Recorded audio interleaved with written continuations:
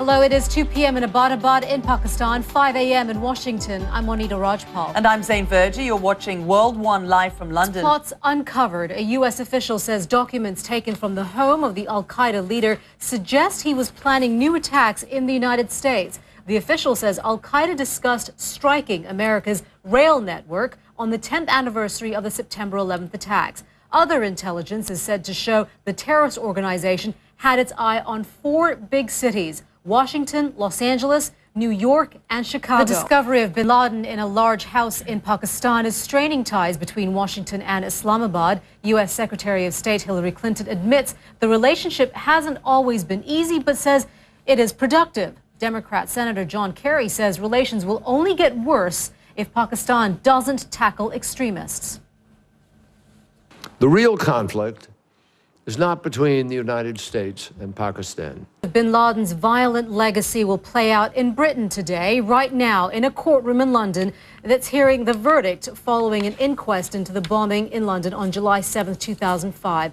52 people were killed in suicide attacks on the city's transport system, believed to have been inspired by Al-Qaeda. Survivors and relatives of the victims had been reliving the horror of that day during the 6-month inquiry. Now they're waiting to hear if lives could have been saved. Andrew Carey reports.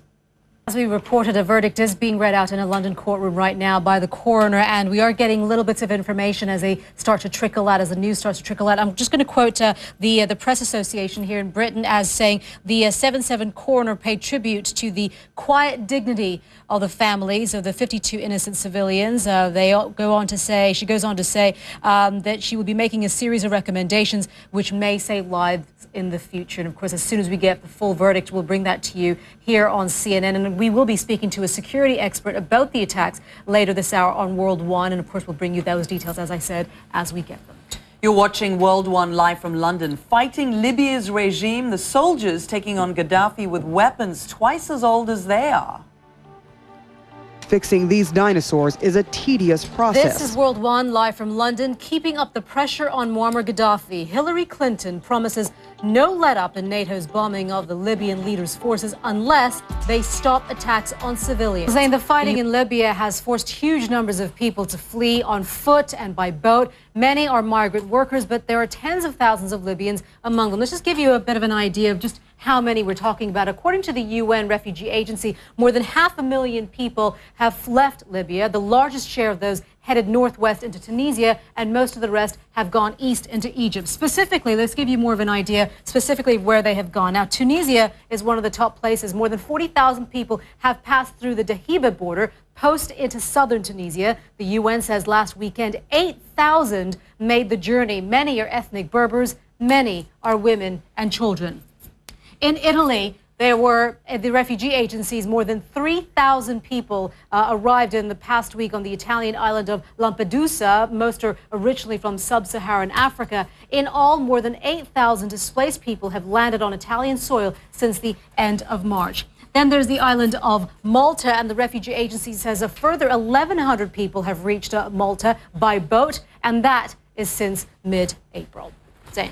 Monita, you were watching World One live from London, a milestone for the drink concocted in the U.S. pharmacy in the 1880s. You recognize that, right? Let's take a look now at the flooding in the U.S. It's being described as epic, anywhere from Minnesota to Louisiana. Let's go to our meteorologist, Jen Delgado, at the World Weather Center with more on this. Jen. Hi, Monita. You're right. It's as bad as you described. We're talking major flooding up and down parts of the Mississippi River as well as the Ohio River. In a week when U.S. forces have killed the founder of Al-Qaeda, the ending of the 7/7 inquiry puts the fight against terrorism back on the agenda here in Britain, too. So what lessons have been learned from that day in 2005? I'm joined now by Bob Ayres, an international security analyst with the London think tank Chatham House. Bob, thank you very much for being with us. Aside from a heightened awareness now of the war on terror and intelligence services, what more do we know? What more have we learned? Well, first of all, let me correct. I'm no longer with Chatham House. I just want to make that clear. In terms of intelligence, though, now at this point, what have lessons been learned from that? I mean, we just heard there from our reporter Atika's talking about how the intelligence services, MI5 and police, had come across the bombers of 7/7, and that they were not arrested for anything. At this point, do you think that we are more aware and intelligence gathering is more accurate? The problem with intelligence, and I was a former intelligence officer, is not the absence of intelligence. To W1, controversy is brewing in France, and once again it revolves around the nation's football squad. Don Riddell's here with details on that. Que pasa? Or I should use the French one instead of the... Comment allez-vous? Qu'est-ce que c'est le problème? Merci, Monita. The coach of the French national team, Laurent Blanc, is under increasing pressure due to a race row that's engulfed French. He's on a bit of a roll. He's a bit of a powerhouse. Don, thank you very much. Colleen Jones reporting. All right, Zain, let's take a look at what's trending on social media right now. At number 3, a long-distance kiss. A lab in Japan has created a machine that allows people to kiss over the internet. You hook up, no pun intended, a device to your computer, then you kiss a white plastic straw attached to it. Show us how you do it. I won't begin. I won't begin. This sends a signal to the person you're trying to kiss, and their own machine mimics the action.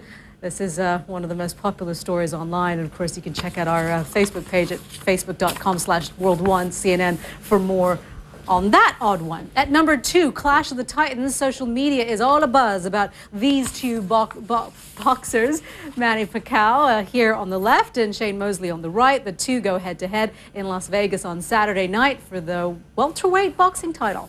Online chatter is focusing on the fact that Sugar Shane Mosley is 39, with people speculating on whether he will last 12 rounds. Can't write off someone just because of their age. And at number 1, relief at the pumps. The drop in the cost of a barrel of oil yesterday has many people in the commodities world worried about the global economic recovery, but the slump in prices has been welcomed online, with people voicing their delight and chatting about how much they hope to save on filling up. You're watching World 1 live from London. We're coming up on 6 a.m. in New York, noon in Berlin, and 7 p.m. in Tokyo. Syria is bracing for another day of unrest. Despite hundreds of arrests in the last few days, demonstrators are planning to take to the streets for what they're calling a day of defiance. Syrian state TV says security forces are pulling out of the southwestern city of Daraa, but an international activist group says there is little sign of any withdrawal. Daraa is where Syria's pro-reform movement got going about 6 weeks ago. Right now, we are joined on the phone by an activist in Syria who doesn't want to be named. He's in the town of Banyas in the western part of Syria. Thank you very much for being with us. Can you describe for us the situation where you are? Okay, the situation in Banyas right now, there is many military and security forces is near Banyas. Any opposition fighting? Are you seeing people out there, I guess, countering this onslaught from the Syrian government and Syrian forces? No, sorry, are you seeing any opposition? Any people fighting the Syrian army? No one fighting the Syrian army. Please stay safe. We appreciate you speaking to us here on CNN. You're watching World 1 live from London. I'm Zain Verjee. I'm Monita Rajpal. The news continues here on CNN.